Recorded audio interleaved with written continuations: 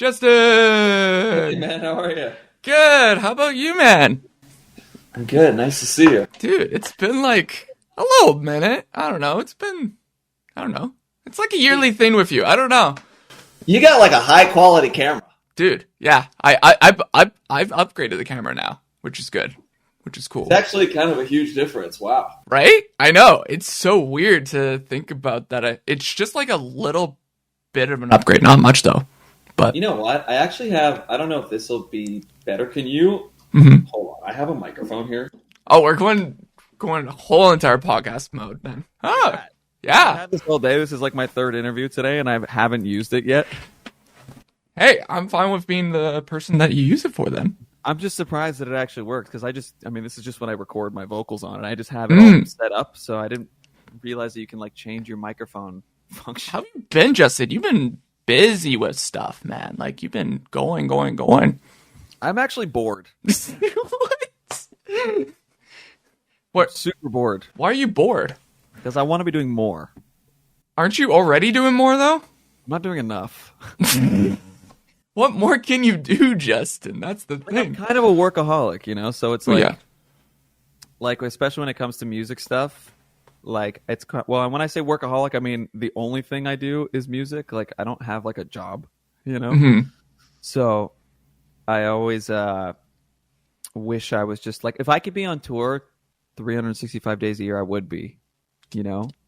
But which is obviously impossible. That's not impossible. You could do like tours back to back to back, and then you have like a little bit of a break. You can, but you know, then you exhaust people. It's like if you keep coming around to the same place all the time, they're less likely to come back and see you. Yeah, you know, so you have to be careful about like never-ending touring. Sorry, my phone is going off. Good. Sorry. No, you're good. I gotta mute my phone as well too, just in case it's get Canadian. It's like freezing in my room. Oh, jeez. Are you still up in what is it? Are you in Toronto now or no? Yeah, I'm in Vaughan. Okay. So it's pretty cold. Is it cold there or no? It's cold. It's definitely very cold. It's really cold, and for some reason, I don't know. Like the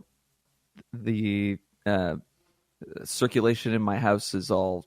Can I swear? Yeah, you can swear, man. Yeah, are we recording right now? Yeah, we're recording. Oh, that it's all fucked up. It's like I don't know. My room is freezing right now. Yeah, and it just like I woke up this morning. I never wear a sweater inside my house, but like it's just cold. Like I don't know. It's fair. No, my room kind of doesn't get heat much either. I guess that's just a winter thing. I don't know. I guess maybe circulation houses just don't heat up in winter, man. In Canada, yeah, it's just terrible. What? Really... Yeah. Yeah. You got a new. Well, you've been working, man. Like, yeah. The last time we talked was, I guess you guys were touring. Well, you were on that like little tour thing about Winnipeg, talking about that kind of stuff like a while back, but. You've been cooking up a record, man. Yeah, the record's been done for a while. That's kind of the thing. And it's sort of like how this works. Like, the record's been done for like a year and a half, actually. Oh, really? So I've been sitting on it for a long time. Why didn't you just drop it? It's really not up to us. That's kind of the thing. You know, it's like there's so many factors. You know, with the music business, it is the business at the end of the day. So it's not really just up to us when we get to put stuff out, and they have to allot a certain timeline, and then they need to fit it into a schedule, and then so-and-so's going to radio at this point, so we can't go to radio. It's like it's all you have to work with everything. And also, not to bore people with the logistics, but like there's like when you deliver a record, you have your deliveries, and it's like it has to be accepted, and then there's different things you have to submit, and everything from songwriting data to you know, certain types of streaming versions of the songs. All this stuff takes a long time, and you know, sometimes there's recalls, sometimes we have to get something remixed, and then maybe the person who's remastering or remixing is not available now for a couple weeks. It's like there's only so much you could do. Like, of course, if it was up to me and I actually owned all my own music and we were like had the master rights, like I'd be putting out a song like every month, you know? I wouldn't even make recordings. I wouldn't even make records anymore. I would just make singles. Oh, okay. I was actually going to ask you about like the single like route later down the question, Sure. Vince. Okay, But I'll let you do your thing. no, I'm up to talk. Like that's the thing. What I like doing is just talking with you, man, and just sporadic stuff, right? So about your single stuff, would you rather be? Well, yeah, I guess in this day and age of music, everyone's releasing more singles than records now. I guess, right? Listen, it seems to be the most practical way, I think, to go about it. Mm-hmm.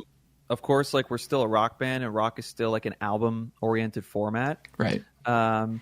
But listen, again, if it was up to me, I wouldn't do records anymore because it always happens, like where we are now on the third album, and people don't listen to the other songs as much. I mean, you could just see it in the data. It's like when I see the streaming numbers, every song that's not a single gets significantly less streams. So it becomes like, I mean, okay, but the diehard, the true fans are listening to it. So if I don't want to say I would totally veto the idea, like, because, you know, the ones who really care and the ones who are really there for you, that aren't just a casual music listener or like aren't just finding your song in a playlist, you know, and putting it in shuffle or something like that. You're doing a disservice to them, obviously, if you don't, you know, create a whole body of work. And I would love to have like a body of work. Like I love referring to bands' timelines in terms of their records, you know? Right. Like I could be like, oh, this era of Zeppelin, you know, Zeppelin 2 to Zeppelin 4 era, you know what I'm talking about, you know? But like nowadays it's just tough with the way that everything has changed. And like, it does sometimes seem a little, not counterintuitive, but at least like discouraging when you put out a record now and, you know, you think, wow, this is such a great song or this is such a great song, but then it's not the one that's chosen for a single. So it doesn't get the attention you think it deserves, you know? I'm having that issue on this record in particular because I think there's, in my opinion, so many great songs that like, I know what the singles are, obviously, and it's tough to pick singles because it's like picking a favorite kid. So, and again, it's also not completely up to me. True. You know, because people are hearing it for different reasons, and then radio thinks this song will work because it has this sound or whatever. You know, there's just all these different songs though that I wish I could, you know, drop. They can have their day in court, you know, or whatever, see the light of day. Whereas they probably won't. Because they're not going to get playlisted or all that kind of stuff, but of course the fans will still appreciate it. I just it's all those logistics and everything that goes into it, and that and we're not like a big enough band. We're not like the Foo Fighters or something where it's like if you could, you know, if you put out an album as the Foo Fighters, it's like everybody's going to listen to the whole thing. We're part of the modern, you know, society of people where like, you know, we're younger guys and, you know, the way we digest music now is it's a little bit single different based. It's all Spotify playlists, it's all that kind of stuff. So we're in this new age of rock where it's like it's single based and albums now. And one thing I noticed with you guys with this record cycle that you're doing is with this one compared to the last one, you guys only dropped maybe one or two singles compared to the last one you were dropping single after single. Yeah, the last record was it was interesting the way it was sort of it was rolled out. And again, it's like this is all out of my hands. I don't really control this stuff. The last record was treated we dropped these EPs. We did like 2 EPs. We did volume 1, we did volume 2, and then we put out the record. But when the record dropped, it was really just like 2 more songs. Like the whole album was out. You know, and that's just a tactic, right? It's like Spotify. It's for streaming numbers. It's called waterfalling. You know, like you when you put out those first 3 or 4 songs on the first EP. I'm not sure actually what was on it because it ended up I'm just calling it my second record at this point. Those streams for that EP automatically count towards the album when you release it. So it's just like it's just a trick basically to get more numbers behind your stuff. Whereas this time, I really just wanted to put out the album because I felt on Black Box that like when we put out the album, when we dropped the full thing, the album cycle was like done. You know, because we'd start putting out singles for that record. Like a year and a half before, honestly. I mean, it came out, the first single I think for Black Box came out on the tail end of COVID. I think it was like 2021 or something. 2022, So like, you know, we had a long time before the actual full record dropped.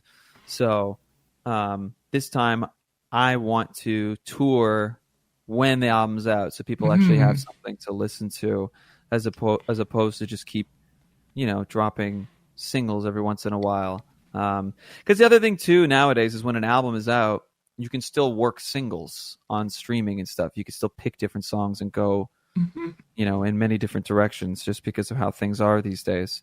So I think there's really no right way to do anything anymore. It's kind of luck of the draw, or just like whoever at Spotify likes you a lot. And things always change too. Like 1 minute, okay, we're gonna promote singles left, right, and center, and maybe now the next few years, maybe albums will be the next big thing again. Who knows? Like we're going in a repeating cycle that it keeps on changing every single couple years. I think albums are really, they work for big artists.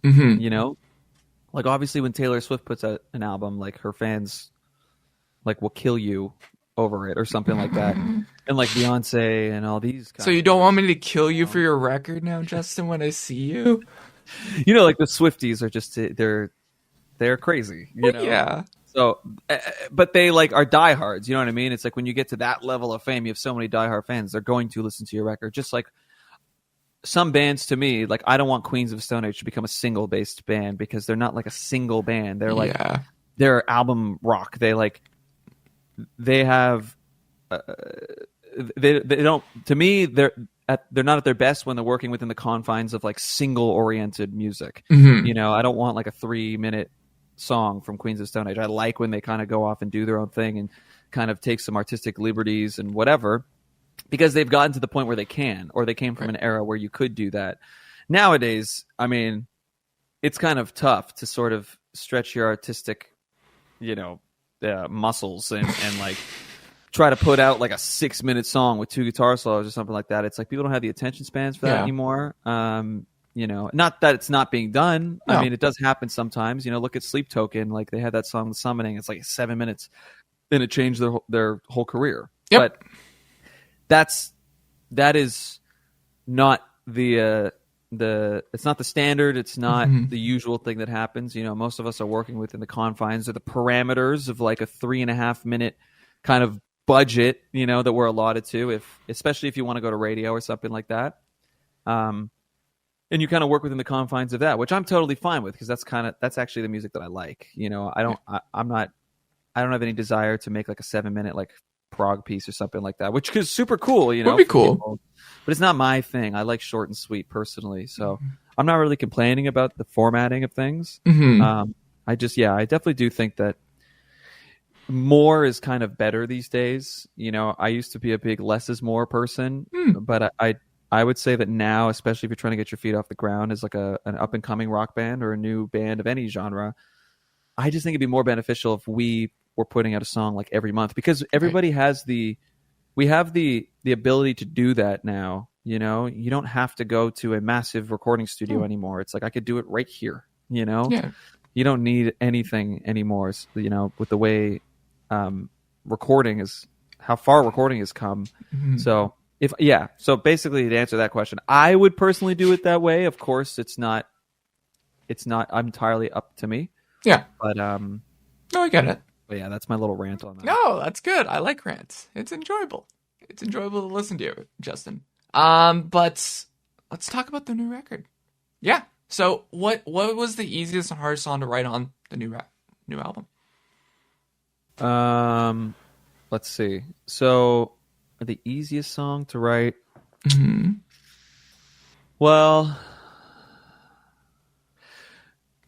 this is a hard one to answer, because it's like I can't remember exactly the journey of each song. I mean, some songs just kind of happened. Yeah. Like you sit down and you just like kind of got it off the bat. Like our next single, it's coming out later this week. I'm not sure when this is coming out, but that song's called Diamonds, and that one was pretty easy to throw together. It kind of like all came at once. I worked on it with this other artist named Lael, and we'd written the song a little bit on Zoom. We just got on a Zoom and kind of like hashed out some lyrics and all this kind of stuff, and just like came up with a quick riff. And then it was very quick. I think we were only on Zoom for like maybe an hour. Oh, wow. And then I was like, I got it. I'll call you back. And then as soon as we got off the thing, the whole arrangement, like everything, I just did it all. And it basically stayed the exact same way from the demo. It's very rare that songs don't change from the demo. That one is almost like note for note exactly the same as the demo. That's cool. I've heard so many songs that sound structurally different from different artists for demos, and it's the same. And that's cool. It's not uncommon. I mean, most of these songs definitely changed a little bit. Some of them stayed pretty much the same, but yeah, like Diamond stayed pretty much the same. There's a song called Wisdom Teeth on the record that's like, I don't think we made any arrangement changes to that. That's pretty much exactly the same. Or this song called Shades of You, that's pretty much exactly the same. 2020 Vision took a while to get, actually. That one was tough because we wrote it, Anton DeLoss, the producer, we wrote it with Michael Schumann from Queens of the Stone Age, a bass player.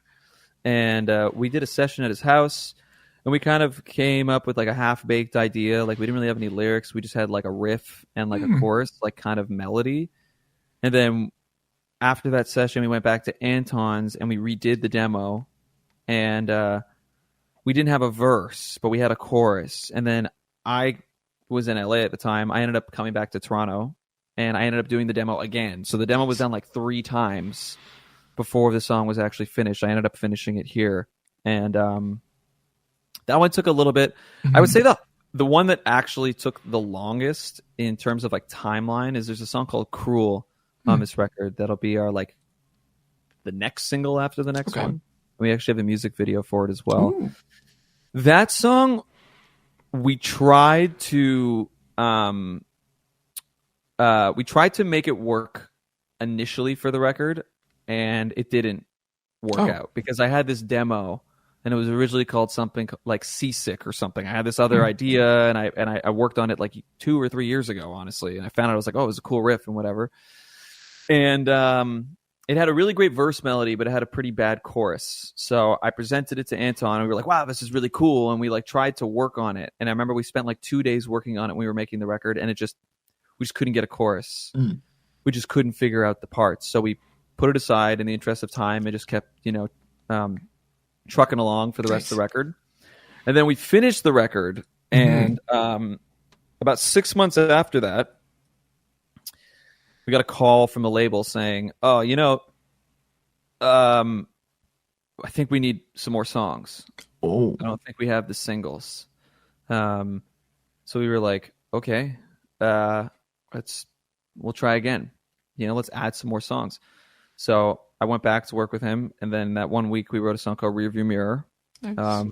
And then we worked on this song Cruel. We ended up taking, it was funny, we ended up taking what the original chorus for Rearview Mirror became the chorus of Cruel.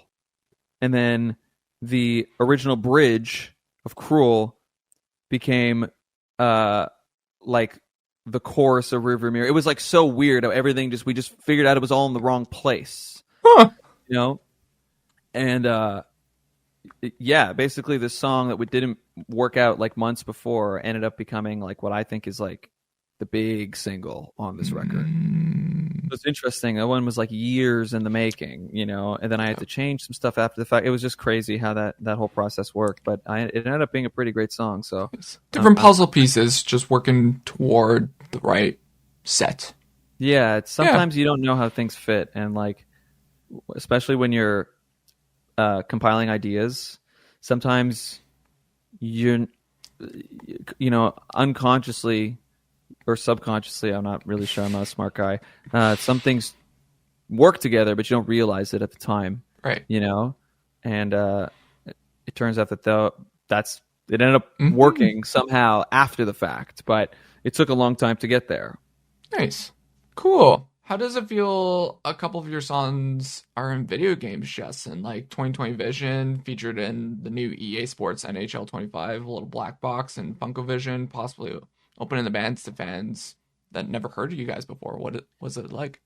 It's pretty cool. I mean, like, the NHL thing was really cool because we grew up playing those games. Yeah. and we all and like when I used to go up to visit my friends at university and stuff, they'd all play Chell all the time. It's called Chell, right? And they'd be like, "Oh man, your music is just like Chell music, man. Like you need to be in Chell, you know." And we got it. Yeah. You know, it was pretty cool. And supposedly I have a download code for the game, but I don't really like sports games, so I haven't downloaded the game. Supposedly it's like, who's the big player? McDavid. Yeah. Apparently when McDavid scores, it's like his Selly song. No way. Because like all my friends that play the game, apparently they only hear my song. Like it's like the only song that plays apparently, which is pretty awesome. That is really cool. I don't know these days how much of an impact these games have on popularity. Like I know that when, probably when we were growing up, like I found so many bands through the video games. Like so many bands through like wrestling games, all the WWE stuff and like even WWE like theme songs or, I found Cage the Elephant because they had Ain't No Rest for the Wicked was like the theme song for that Borderlands game, like there were so many bands I found through video games. I mean, even obviously we can talk about Guitar Hero till we're blue in the face, but like, I don't know. I don't know how much of an impact it's making. Obviously it certainly can't hurt. Right. And it's very cool that it's happened. It's tough to sit down and say like, okay, well, what's the thing? What's going to break the band? Yeah. And of course it's a combination of things. But it certainly doesn't hurt. It's very fucking cool that we're in an NHL game. I literally was going to download the game just to hear the song and then delete it because like I don't actually care about the game. Damn. The Funko Pop thing was cool as well because they reached out to us. Like, oh, that's like sick. we have for the NHL thing, it's like we have a publishing team and they kind of deal with sync stuff. It's called, and they blast out your song and try to get placements for it. But the Funko Pop guys, like the creator or the something, like one of the top dudes, actually just sent our manager an email and was like, "Oh, can we use Little Black Box? We think would be perfect for the game and all that kind of stuff," which was really cool. So that was like our first kind of like big sync, I guess. So hopefully we have more to come. That'd be cool. I guess you guys will just hear about that from, I guess, your sync people and everything. Yeah, once that happens. They have to ask us for approval, right? So and we're obviously not going to say no. Like, yeah, exactly. Cool. Which track on the record feels most personal to you and why, Justin? Rearview Mirror is pretty deep, I would say. That one's kind of like one of the more emotional ones on this record. Rearview Mirror is probably the most personal, just because it's like it's like probably the most melodramatic song on the record. I mean, Shiver could be pretty melodramatic too, but like Rearview Mirror, we have these like cascading strings, and there's all these like orchestral elements that come in at the end of the song, and then it kind of breaks down into this kind of like sappy like me just playing guitar like on this like distorted recording thing, and it's like very personal because I'm writing about getting over like a heartbreak, and a lot of this record is kind of about that, and it's about sort of like dealing with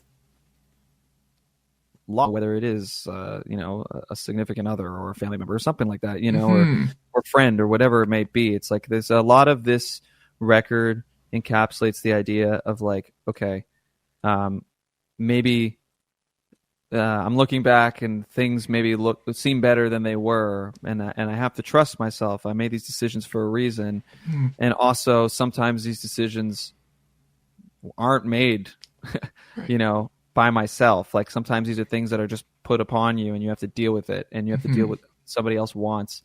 And how could you find a way to persevere and come out of it better and learn something from it, and Rearview Mirror I think is important to me because it's like the whole chorus is like, I'm done believing I'm stuck in the rearview mirror. It's very easy to get down on yourself and just be like, oh no, this is like, I'm a mess, this is it, like I'm never going to come back from this, I'm never going to I'm never going to be able to get out of this hole, you know. And that whole chorus is kind of this triumphant, like, no, I can do this. Are you okay, Justin? Do you need a hug? It's okay. I'll be okay. Okay, man. Jeez. That's fair. When it comes to having writer's block or lack of inspiration, how do you find a spark of creativity again? Did you have that for writing this record, Justin, or was it just like, Bane, you got this, essentially? It's interesting because like I go through periods of just like, not a creative blank, but like I like to consciously decide when I'm going to write songs. Like I like having the directive, or sorry, I like having the objective of okay, we have a record that needs to be done, you know, and that really like fires me up. There's something about that really like pushes me. And we had a lot of time off about, I want to say maybe it was like a year and a half ago.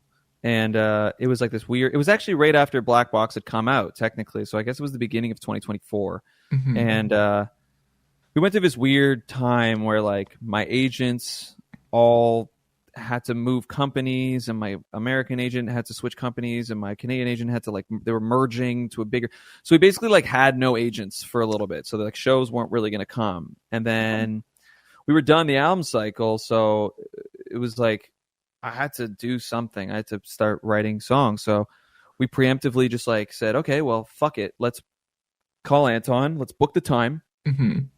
And you know, one of my best friends lives in Charleston in South Carolina. And I was like, well, let me get out of here. Like, let me just get out of my comfort zone for a little bit. Let me get out of this room, because this is where I stay most of the time. This is like my studio. So I was like, let me try something different. I've never tried like a destination thing, you know? So I brought all my stuff to Charleston with the goal in mind to write a record. And always having that you know, the decisiveness, you know, like it just knowing that I'm going to do this made me treat made me treat it like a job. Like I would get up in the morning and it'd be like a 9 to 5. Okay, every day I'm sitting in front of my computer. Every day I'm going to come up with ideas. Every day I'm going to try to hash things out. And sometimes ideas come and sometimes they don't. You know, I think that with writing songs, sometimes it's quantity over quality when you're just trying to get stuff together.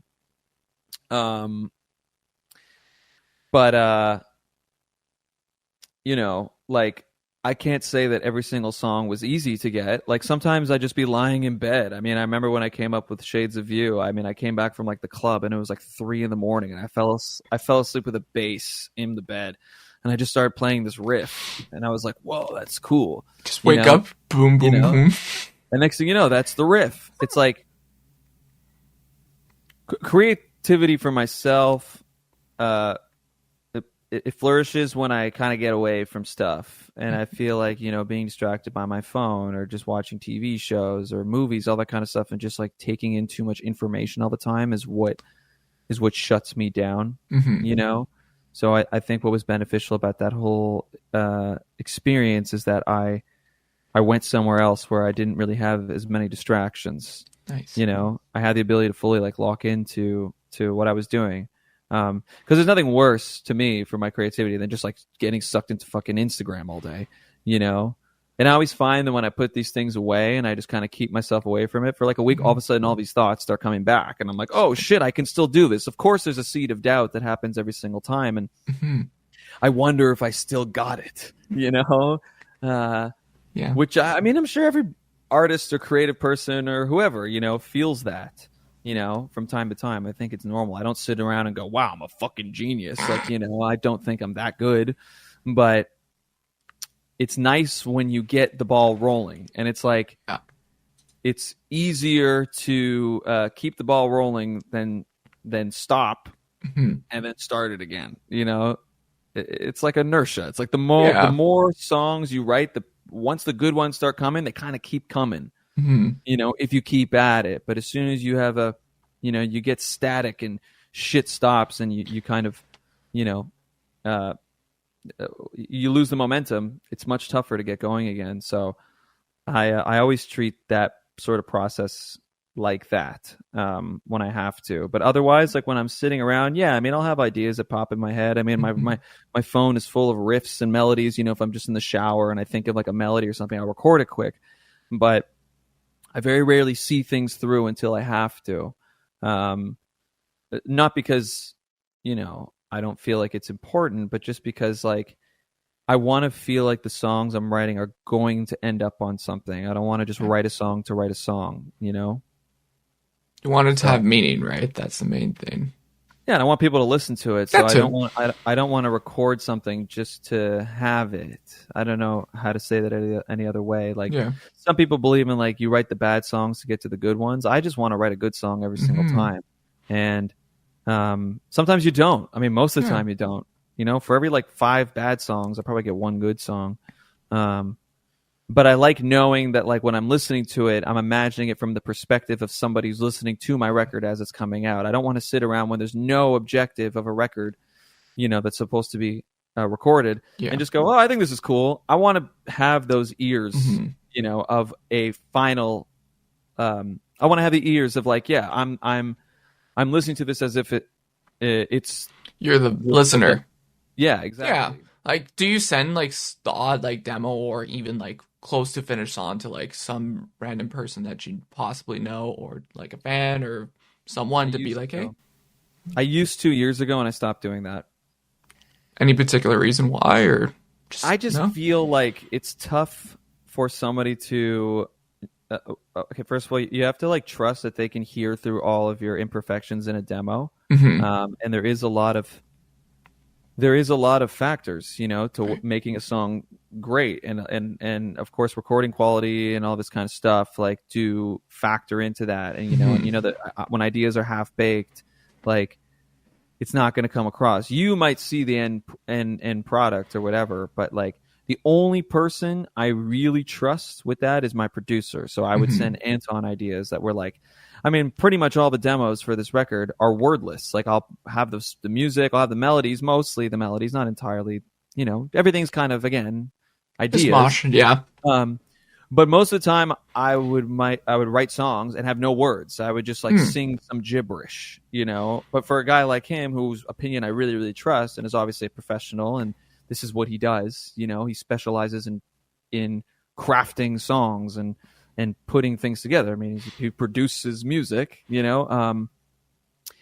I trust his opinion, but I don't like to send demos to anybody anymore, just because in the past, I mean, I've had people say like, oh, this song, no, this is not good. And then it ends up being the single. And it's like, well, what the fuck did you know? You know, why am I listening to all these other people? I should trust my gut. Yeah. You know, I don't need validation from other people on if something is good. If I feel like it's good, it's probably good. That's good. And you have to trust your own taste, I think. Nice. Yeah, that's good. Like most people forget to trust your gut, trust your instincts, especially musicians. They're like, oh yeah, I need to hear this opinion from this person in order to get to this place. Yeah, like it gets everybody has different taste. Yeah, right. So it's like you could be sending the song to the wrong person. You know, maybe your friend isn't into this kind of music you make. Maybe they like other kinds of stuff. So when they're hearing it, they wish it might be this. It's all self-serving at the end of the day. You know, we make music for ourselves. So I don't need somebody else's opinion who doesn't really align with what I'm doing or trying to do. You know. Yeah. So I know, again, with somebody like my producer, he knows exactly what I'm trying to do, and we have a great alignment. So we know, I know what he's gonna get. It is what I'm basically getting at. Cool. Like you mentioned earlier, you want to tour. You're bored.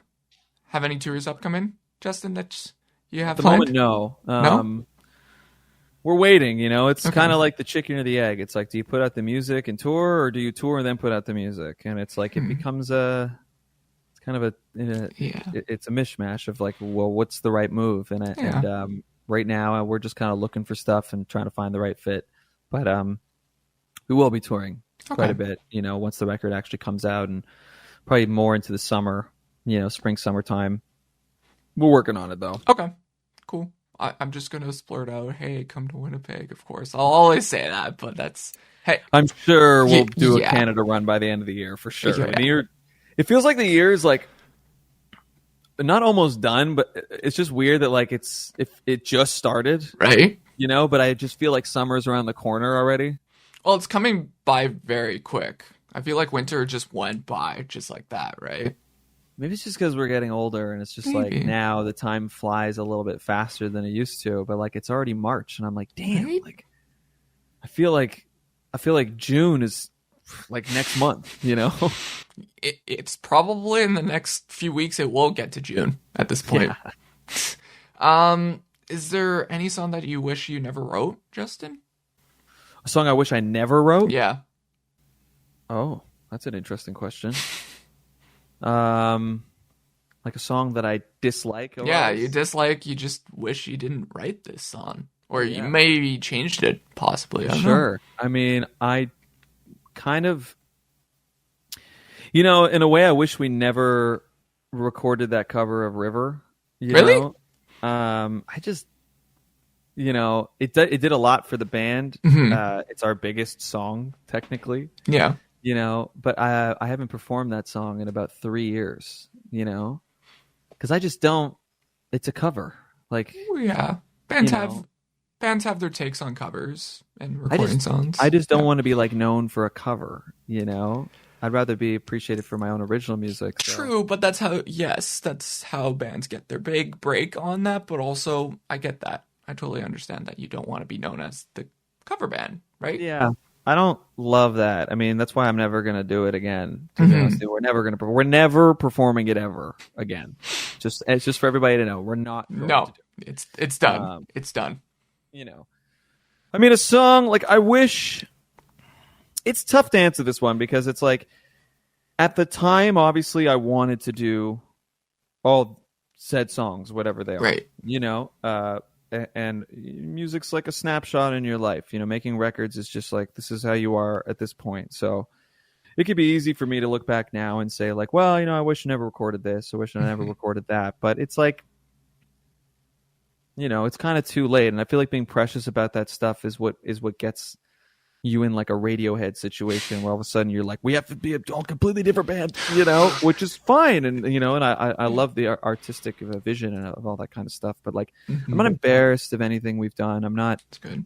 I'm not like, I don't feel like resentful towards anybody or anything. If I never felt like I had to do anything, song wise. I mean, sure, there's songs I don't love, there's music videos I don't love. There's all these kinds of things I don't love. But I think it's impossible to love everything you've put out, kind of down the line. I mean, like I think on this record, there's probably one song I wouldn't have put on there. I'm not going to say it, but like there's one song I think we could have lived without. But who knows? It might be somebody's favorite song. I mean, my least favorite song on Black Box was Bad Blood. And that's, a bunch of people's favorite song. But it always surprises me when people are like, can you play that song? And I'm like, what? Why? Right? Yeah. But at the time, I thought it was a good enough song to be on the record. I mean, on our first record, I feel like we could have lived without Don't Panic or could have lived without, what's that song called? The name's escaping me. Well, definitely Don't Panic. I feel like Don't Panic didn't need to be on that record. That was a decent song, but okay, I get it. But again, it's like some people love that song, and like I'm friends with, there's somebody I know in New York, and that's her favorite song, like, and she's always begging us to play it, and I'm like, damn, it's so weird. I mean, we used to play it live all the time, but again, it's like you're gonna have your favorites, you're gonna have your least favorites, but nothing that I hate. There's nothing that I'm like, damn, like I really fucking hate that song. Okay, that's good. We don't have like a Radiohead creep situation where there's like a song I fucking hate. I mean, I don't hate River. I don't hate that we did. I don't hate that song. I don't hate the way it turned out. I don't hate the way it sounds. I just don't like what it's become for the band. Yeah. Well, unless you get to the point where, yes, you're like these bands like Bad Omens or Radiohead, where it's like you have a big hit song and you have to play it every single show. You might get to that point to hate like single. You would think, or no? I kind of think it's bullshit, though. It's like if you have a huge hit that's a song that a lot of people love, that's your song. I'm going to set covers aside because River is a cover, so I'm just going to take that and put it aside. Yeah. You should give them what they want, okay. I know that people say, I've heard so many different opinions on like, don't like Rick Rubin, people like that would be like, never listen to the audience. Mm-hmm. The audience comes last. Your taste comes first, and what you want comes first. And while I believe there's some validity to that argument, I'm also not the one that's, spending my hard-earned money on seeing this band, that I love. And I would be freaking mad, if I saw Foo Fighters and they didn't play Best of You and they didn't play The Pretender and they didn't play Monkey Wrench, or Learn to Fly. I want to hear the big songs, True. They're big for a reason. They connect with so many people. People love those songs. Of course, I want to play our new music too. I want people to care about our new music as well. But we're in a position where we're still kind of new and young enough where Mm-hmm. people will be listening to our new music. But at a certain point in a band's career, it's you kind of become a legacy act. Yeah. And you should, in my opinion, play your hits. Mm-hmm. Because what's crazy is when I saw Radiohead, and I'm not bad talking Radiohead. Radiohead's one of my favorite bands. I just want to put that out there. I freaking love Radiohead. When I saw them not too long ago, actually maybe now it's been a couple of years, but you know how many people are probably in that arena that only know Creep? Quite a bit. There's probably a good amount of people in that arena that have no clue that Radiohead became this whole other thing, and have just found them or love them because of Creep or Fake Plastic Trees or songs like that, and it's just kind of you can't dismiss a success one big hit gets you, and how many people are not avid listeners and are not passionate music listeners. How many people are just casual music fans that just enjoy a song simply to enjoy it and don't look into the lore or the history of a band or get into their craft more. I mean, you can say that about so many bands. I have a lot of friends that are not passionate music listeners, maybe like you and I are, but we'll go see a band or we'll buy a ticket to see a concert simply because they love that one song and they just want to hear that one song, and they don't care if the ticket's $100. They'll go see band X because they love their fucking hit, and then they'll sit through a concert of all their new songs just to hear that one song at the end. I've heard a couple people that have done that. I'm like, I get it. You want to see the band perform it, and you want to see it, and then I get it. You're supporting the band still, and yeah. It's hard to understand when you come from a place where you really dive into bands, and you get into all their music and you try to learn the names of everybody in the band and you get into their history and all that stuff. It's hard to come from that place, but I'm of the mindset that most people aren't like that. Most people are more just casual. Most people aren't diehard fans, Dang. Most people just throw music on and it just becomes a part of their life. It's not their whole lives. Dang. We're just useless at this point now, Justin. If we're not useless. I just mean that there's something to be said about those casual listeners too. Of course you want to play to the diehards. Those are the ones that lift you up and keep you where you are and keep pushing your career forward as well. But the ones that are still there because they your 1-2 big hits are just as valid in many ways. No. And you shouldn't forget about them. Cool. I get it. If you could talk to yourself from a year from now, what would you like to tell yourself, Justin? Wow. That's a deep question. So if I could talk to myself a year from now, what would my future self tell me? Or what would you tell yourself from a year from now, your future self? What would I tell my future self? Yeah. I would tell myself that worrying and stressing is not worth it. It's not worth it. And hopefully by then, a year from now, you're less worried. My future Justin was oh, it all worked out. Yeah. That's what I would tell myself. Aw. Nice. Do you feel like you made an impact in someone's life for the music, Justin? Absolutely, 100%. Yeah. I mean, I've had countless people come and tell me, some really profound things and how the music has helped them. And it's good. People have gotten, the band logo tattooed on them. I mean, I've seen it so many times now. It kind of freaks me out almost because it means it's really real, and it's interesting to start thinking of ourselves as like not role models or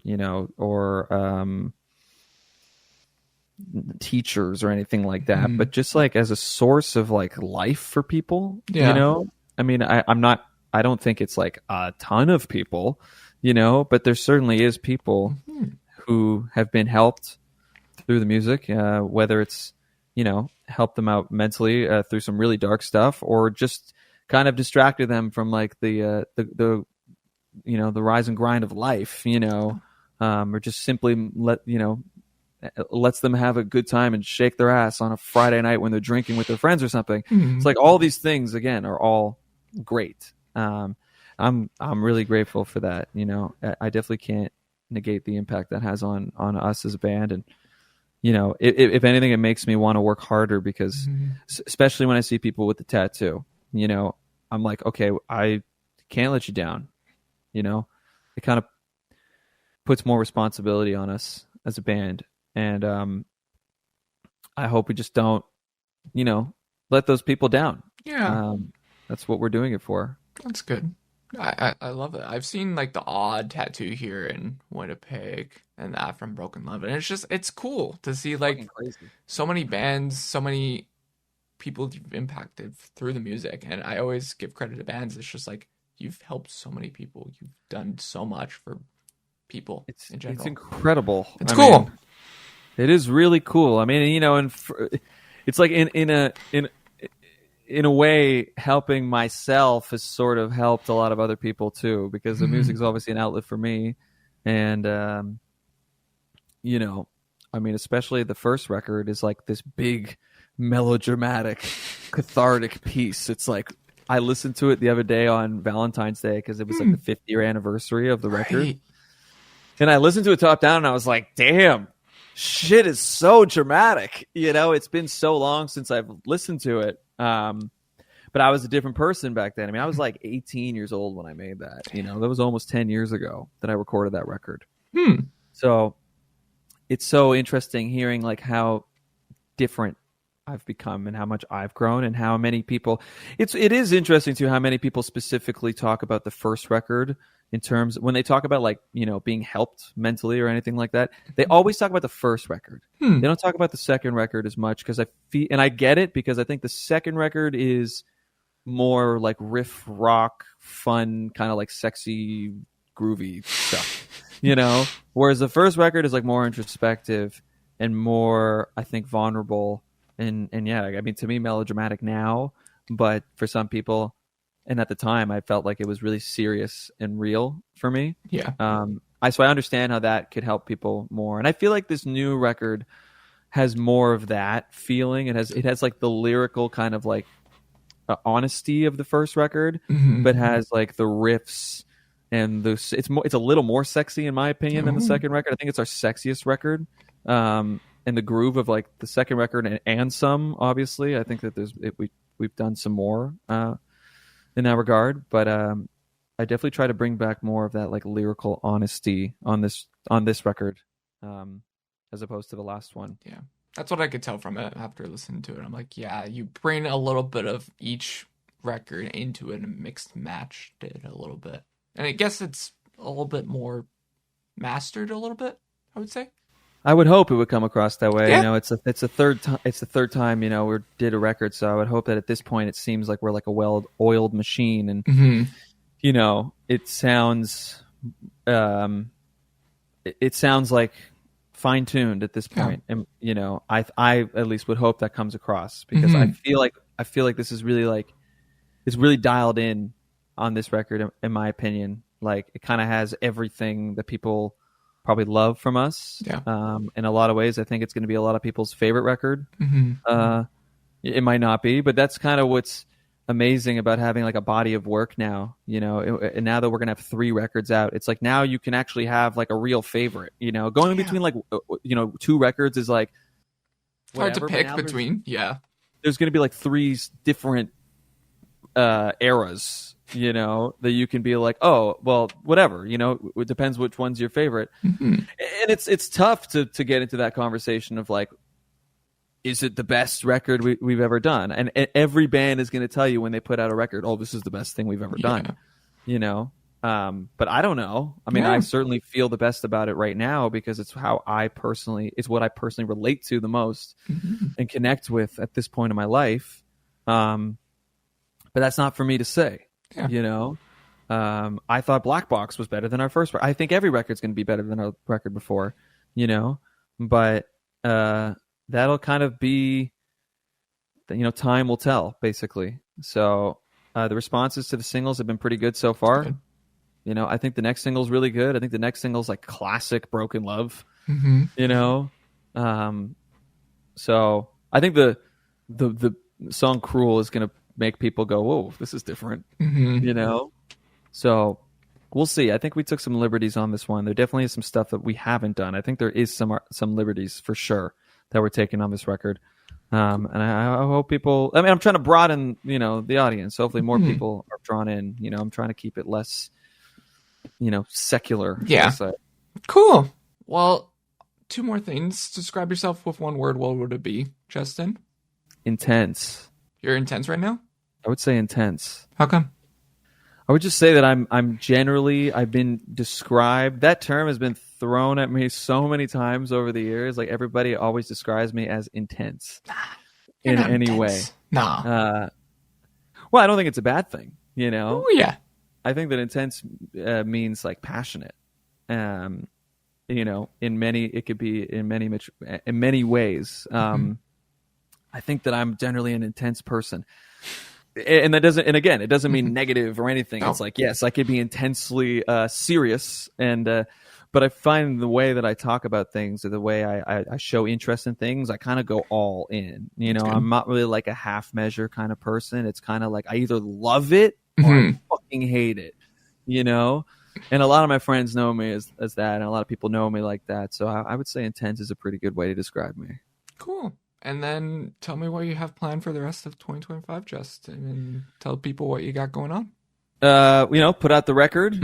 Hopefully we have a smash hit on this record. Yeah. And I plan on touring a lot, and just playing a lot of shows. And, you know, that's kind of it. I just hope that the record takes off and, you know, pushes the needle forward. I can't say that, you know, we're shooting for the moon, you know.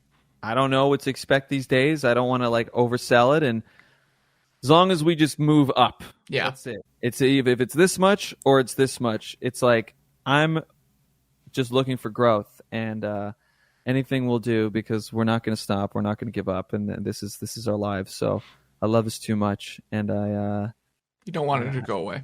No, I mean, we're going to do this regardless. So if for some reason this record doesn't hit the way it is, I mean, I already have another record ready to go. So, you know. He's ready to drop it, folks. I'm ready. Like I'm already working on the next one. So it's like, we're going to keep going, you know. Okay. The next one's going to be awesome. Nah, this one's just all right. And then the next one, awesome. Okay, cool.